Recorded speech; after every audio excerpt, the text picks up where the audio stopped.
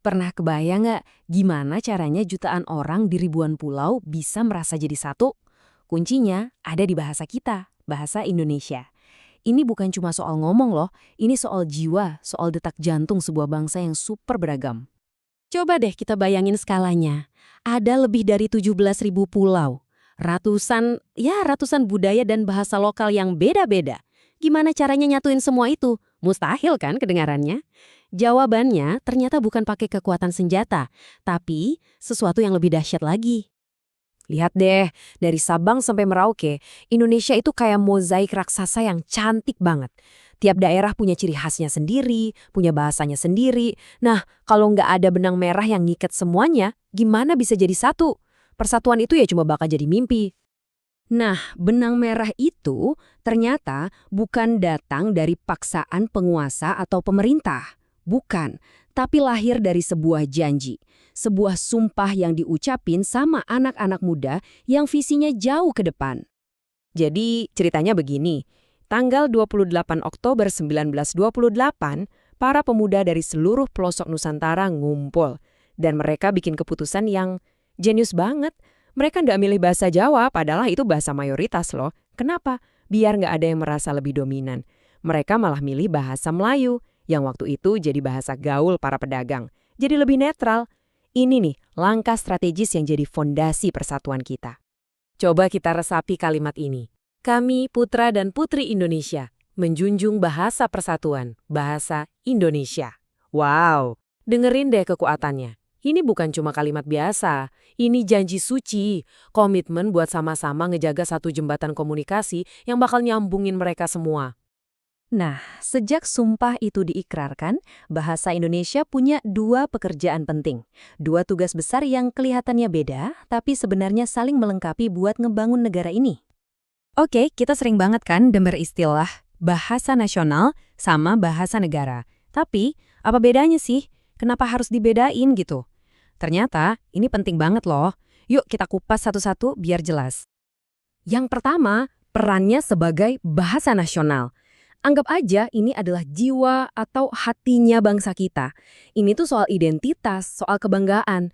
Kalau ada orang dari Aceh ketemu orang dari Papua, mereka ngobrol pakai apa? Ya pakai bahasa Indonesia. Inilah yang bikin kita semua merasa satu sebagai orang Indonesia. Nah, ini dia perbandingannya. Keren kan?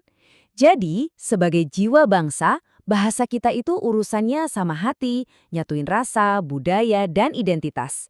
Tapi sebagai pikiran negara, ini jadi otaknya. Dipakai buat urusan resmi, pemerintahan, sekolah, sampai pengembangan teknologi. Jadi ada jiwa, ada pikiran. Dua-duanya harus jalan bareng biar negara ini kuat.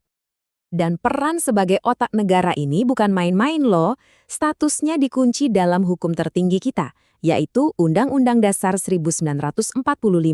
Ini jadi mandat resmi yang ngejamin semua urusan negara dari Sabang sampai Merauke bisa jalan pakai satu bahasa yang sama. Oke, jadi kita udah lihat gimana bahasa Indonesia sukses besar nyatuin kita di dalam negeri. Tapi ceritanya nggak berhenti di situ. Ternyata gaungnya kedengeran sampai ke seluruh dunia. Yuk kita lihat seberapa jauh suara Indonesia menggema. Jadi seberapa keren sih bahasa Indonesia di mata dunia? Kita mulai dari Asia dulu ya. Di benua yang paling padat penduduknya ini, bahasa kita berhasil nangkring di peringkat 3. 3 besar bahasa yang paling banyak digunakan. Ini pencapaian yang gila banget kan? Terus kalau kita lihat skala dunia, gimana? Posisinya juga nggak kalah keren loh, peringkat 26.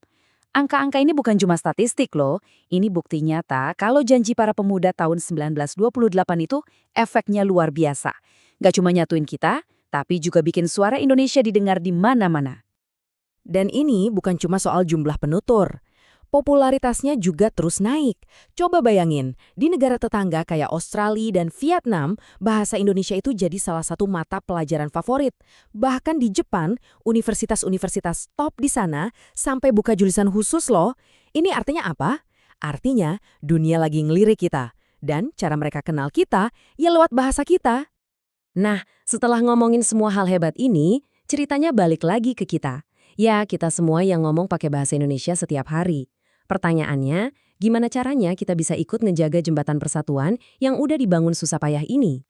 Ini dia nih intinya. Setiap kali kita ngobrol pakai bahasa Indonesia, entah itu di warung kopi, di kantor, atau di medsos, itu artinya kita nggak cuma sekedar ngomong.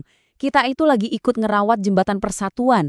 Kita lagi nerusin semangat Sumpah Pemuda. Keren kan?